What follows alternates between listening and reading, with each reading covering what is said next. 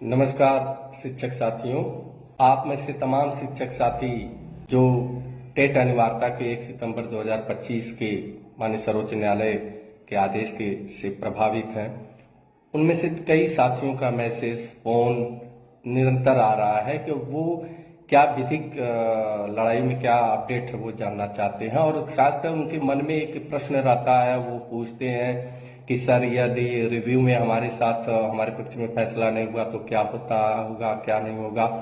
हम बार बार अपने वीडियो के माध्यम से आप सभी को अवगत कराना चाहते हैं कि हमारी टीम की जो तैयारी है वो बहुत ही बढ़िया तैयारी है। और हम लोग आप लोगों को पहले भी बता चुके हैं कि माननीय दीपंकर दत्ता जी जो इस केस को देख रहे हैं सर्वोच्च न्यायालय में, माननीय न्यायाधीश जी, उनके द्वारा हमारे संबंधित अधिवक्ता से संपर्क साधा गया है और ये इसी नवंबर के इसी सप्ताह में ये क्लियर हो जाएगा कि ये ओपन कोर्ट में या चेंबर में सुनवाई कहाँ होगी। लेकिन ये पूरी संभावना है कि ओपन कोर्ट में ही सुनवाई होगी। और दूसरा ये कि ओपन कोर्ट में जब सुनवाई होगी तो हमारी टीम ये पूरी तरह आश्वस्त है कि जो हमारे पास तर्क हैं और जो तर्क पूरे तथ्यपरक है उसके आधार पर ये निर्णय हम शिक्षकों के पक्ष में आएगा और 2011 से पूर्व नियुक्तकों के टेट की अनिवार्यता से छूट मिलेगा। ये हमारी टीम के हमारे वरिष्ठ सम्मानित अधिवक्ताओं की तैयारी से हम लोग आश्वस्त हैं। इसमें यदि जो मन में प्रश्न आता है आप शिक्षक साथियों को, यदि रिव्यू में राहत नहीं मिला, 1% मान लीजिए नहीं मिलता है, तो साथी आप जान लीजिए हमारी टीम की तैयारी बृहद है। हम हर एक स्टेप की अपनी तैयारी करके चल रहे हैं। आप ये भी जानते रहिए यदि आपको रिव्यू में राहत नहीं मिलती है तो आपको सेकेंड अटेम्प्ट भी रिव्यू का मौका मिलता है।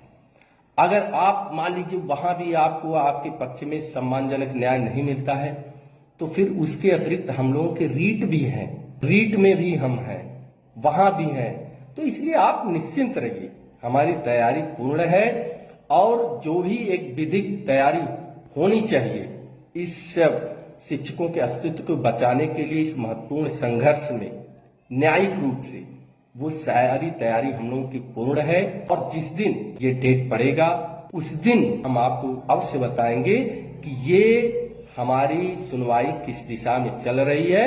और हम आज भी कह रहे हैं कि आप आश्वस्त रहिए, एकदम निश्चिंत रहिए। लेकिन हाँ, एक है विधि के साथ ही जो विधायी लड़ाई है, अर्थात कि केंद्र सरकार के ऊपर जो दबाव बनाकर कि इस पार्लियामेंट में अमेंडमेंट का बिल लाकर इसमें संशोधन करवाना, ये भी नितांत आवश्यक है।